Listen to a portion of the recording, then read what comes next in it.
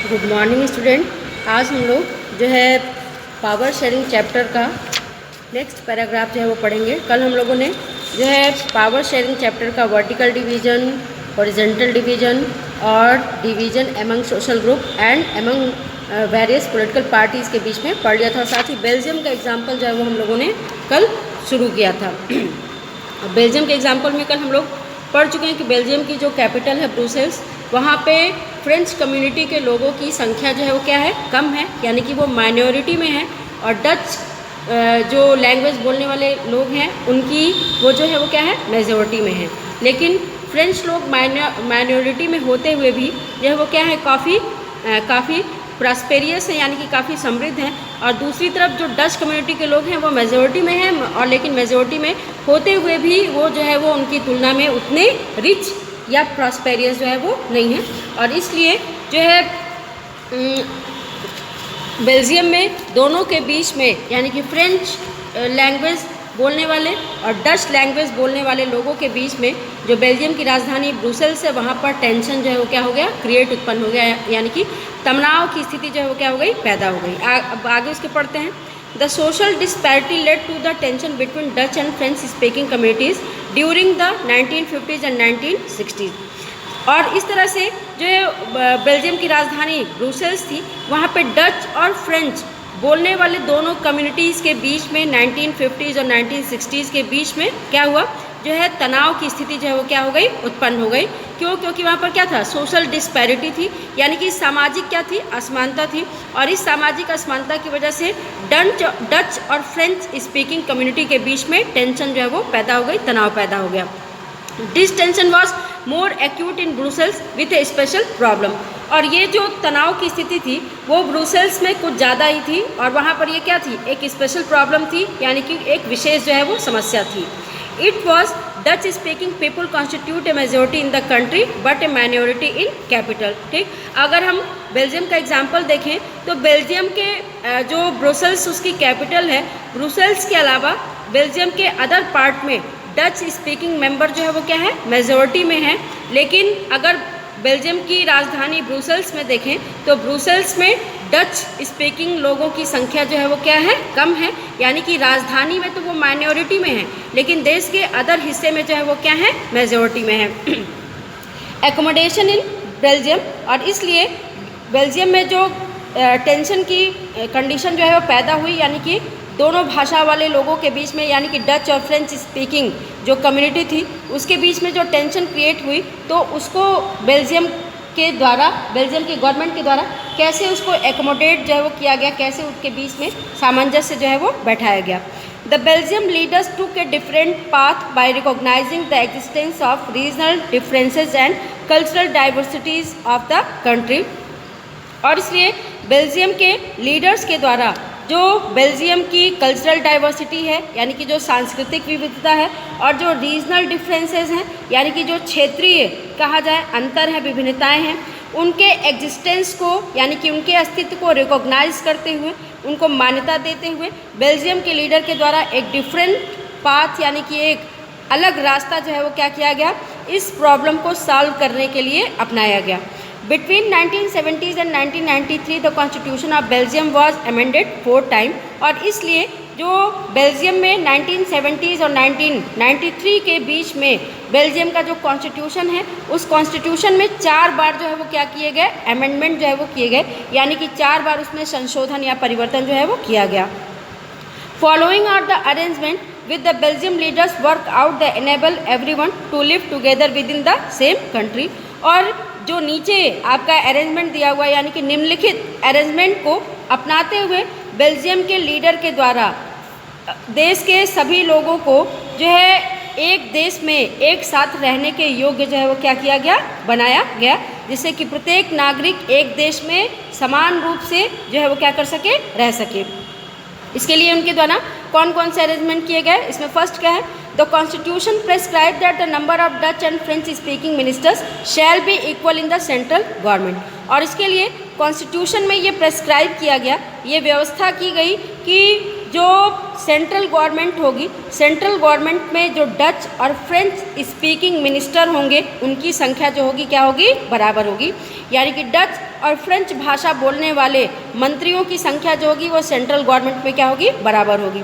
Some special laws require the support of majority member from each linguistic group. और साथ ही ये भी जो है वो कहा गया कि कुछ स्पेशल कानून यानी कि कुछ विशेष कानून तभी बन सकते हैं जबकि दोनों जो लिंग्विस्टिक ग्रुप हैं, यानी कि जो दोनों ही लिंग्विस्टिक ग्रुप डच और फ्रेंच हैं, उन दोनों ही ग्रुप के जो सांसद होंगे उनका जो बहुमत होगा, मेजोरिटी मेंबर्स का जब समर्थन होगा तभी जो है वो कुछ स्पेशल कानून को बनाया जा सकता है।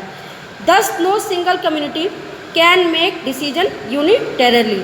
और इस तरह से कोई भी सिंगल कम्युनिटी जो है वो एक तरफा या अकेले कोई डिसीजन या कोई निर्णय जो है वो नहीं ले पाएगी। यानी कि कोई भी स्पेशल कानून तभी बन पाएगा जबकि दोनों ही लिंग्विस्टिक ग्रुप के जो मेजॉरिटी मेंबर हैं, यानी कि इलेक्टेड मेजॉरिटी मेंबर हैं, उनका जब क्या होगा, सपोर्ट होगा, तभी कोई कानून बन सकता है। और कोई भी सिंगल कम्युनिटी अकेले कोई डिसीजन जो है वो नहीं ले सकती है। नेक्स्ट है the state governments are not subordinate to the central government. अब यहाँ पर जो स्टेट गवर्नमेंट है वो सेंट्रल गवर्नमेंट की सबॉर्डिनेट नहीं है, यानी कि सेंट्रल गवर्नमेंट के अधीन जो है वो क्या है, नहीं है।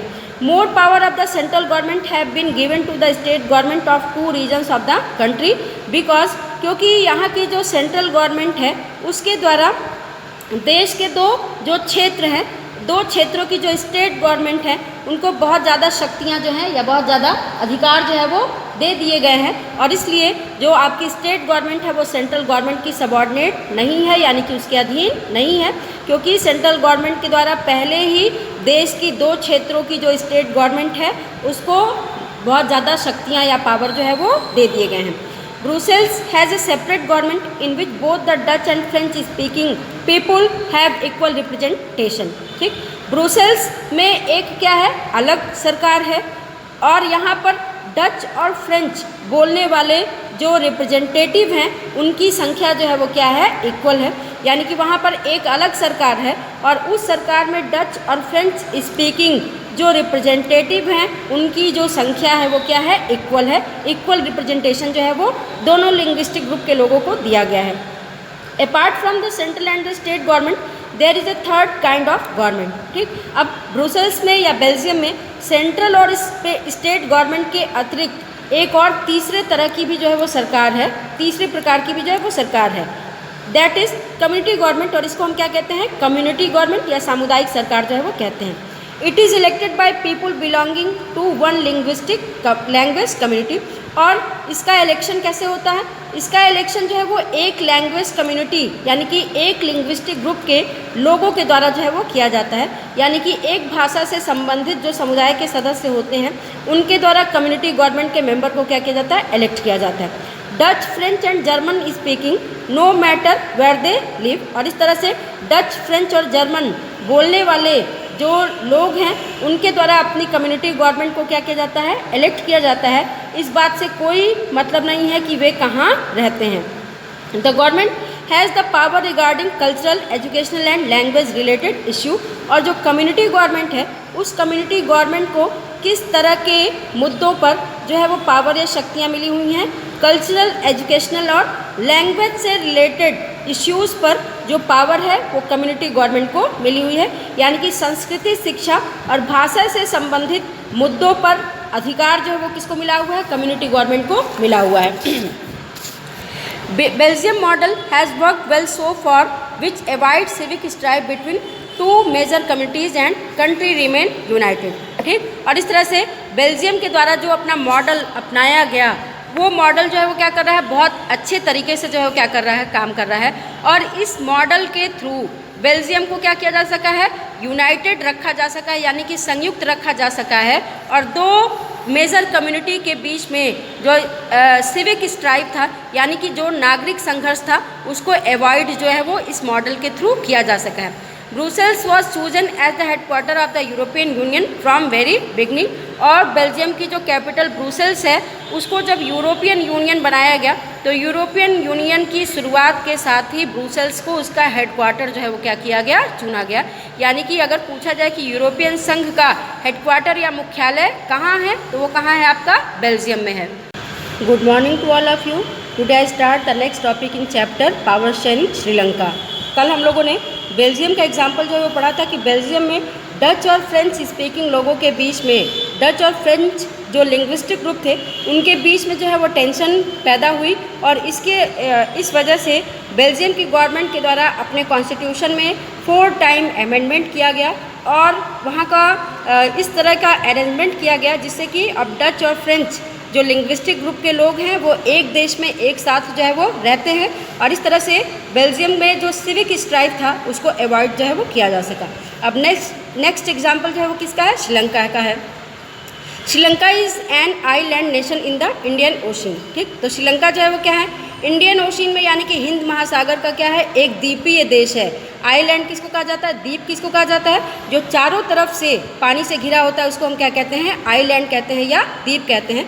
तो श्रीलंका जो है वो क्या है, इंडियन ओशन का एक आइलैंड नेशन है यानी कि एक द्वीपीय देश है। It is just a few kilometre off the southern coast of the Tamil Nadu. और ये इंडिया के यानी कि भारत का जो साउदर्न कोस्ट है तमिलनाडु का, उससे कुछ किलोमीटर की दूरी पर ही जो है वो क्या है, ये स्थित है आपका श्रीलंका देश। Sri Lanka has a diverse population of about 2 crore people with 74% being Sinhalese and 18% Tamil. ठीक, अब श्रीलंका में भी जो है पॉपुलेशन या जनसंख्या में विविधता जो है वो पाई जाती है, यानी कि विविध प्रकार की जनसंख्या जो है वो पाई जाती है। यहाँ पर की जो पॉपुलेशन है वो कितनी है, 2 करोड़ है, यानी कि 2 करोड़ की जनसंख्या है जिसमें कि 74% जो है वो सिंगलीज कम्युनिटी के लोग हैं और 18% जो लोग हैं वो क्या है, आपके तमिल कम्युनिटी के लोग हैं। यानी कि 74% जो है वो सिंगली लैंग्वेज को बोलते हैं और 18% जो है वो तमिल लैंग्वेज को बोलते हैं। तमिल्स हैव 2 सब ग्रुप। अब तमिलों में भी जो है वो क्या है, 2 सब ग्रुप पाए जाते हैं, 2 उपसमूह पाए जाते हैं। एक है पहला आपका क्या, श्रीलंकन तमिल, यानी कि श्रीलंकाई तमिल, श्रीलंका में जो रहने वाले क्या हैं, वहाँ की जो ओरिजिनल तमिल लोग हैं। Tamil native of Sri Lanka are called Sri Lankan Tamil, यानी कि तमिल देश के जो मूल निवासी हैं उनको हम श्रीलंकन तमिल कहते हैं। They constitute 13% of the population and are concentrated in the north and east of the Sri Lanka. ठीक, और ये श्रीलंका की टोटल पॉपुलेशन का कितना है, 13% है और ये श्रीलंका के नॉर्थ और ईस्टर्न पार्ट में जो है वो कंसनट्रेटेड है, यानी कि अधिकांशतः इनका जो कंसंट्रेशन है वो कहाँ पाया जाता है, श्रीलंका के नॉर्दर्न और ईस्टर्न पार्ट में जो है वो पाया जाता है। Most of the Sinhala speaking people are Buddhist while most of the Tamil are Hindu और मुस्लिम। और श्रीलंका में रहने वाले जो सिंहली स्पीकिंग पीपुल हैं, यानी कि सिंहली लैंग्वेज को बोलने वाले लोग हैं, वो बुद्धिस्ट हैं यानी कि बौद्ध धर्म को मानने वाले हैं। और दूसरी तरफ जो तमिल हैं वो हिंदू या मुस्लिम धर्म को या इस्लाम धर्म को जो है वो मानते हैं। Indian Tamils, the Tamilians whose forefather came from India as plantation workers during colonial rule and the settled in Sri Lanka are called Indian Tamil। अब इंडियन तमिल किसको कहा जाता है, उन लोगों को इंडियन तमिल कहा जाता है जो कि कॉलोनियल रूल में यानी कि औपनिवेशिक शासन के दौरान, जैसे कि भारत क्या था, भारत भी एक कॉलोनी था और आपका श्रीलंका भी जो है वो क्या है, एक कॉलोनी था, दूसरे देश के क्या था, अधीन था। और इसलिए जो भारत से तमिलों को ले जाया गया श्रीलंका, कहाँ पे, कॉलोनियल रूल के दौरान प्लांटेशन वर्कर के रूप में, वो लोग वहीं पर क्या हो गए, बस गए, तो उनको हम क्या कहते हैं, इंडियन तमिल जो है वो कहते हैं। यानी कि उनके जो पूर्वज थे वो यहाँ से कहा जाए कि सैकड़ों साल पहले जो है वो श्रीलंका में जाकर के बसे थे प्लांटेशन वर्कर के रूप में। कॉलोनियल गवर्नमेंट के द्वारा उनको यहाँ से भारत से ले जाया गया श्रीलंका प्लांटेशन में काम करने के लिए और वो लोग वहीं पर बस गए, तो उनको हम क्या कहते हैं, इंडियन तमिल कहते हैं। They constitute 5% of the population और वे श्रीलंका की टोटल पॉपुलेशन का कितना है, 5% है। There are about 7% Christian who are both Tamil and Sinhala, और लगभग 7% लोग जो हैं वो श्रीलंका में क्या है, क्रिश्चियंस हैं, जिसमें कि तमिल और सिंहली क्या हैं, दोनों ही हैं।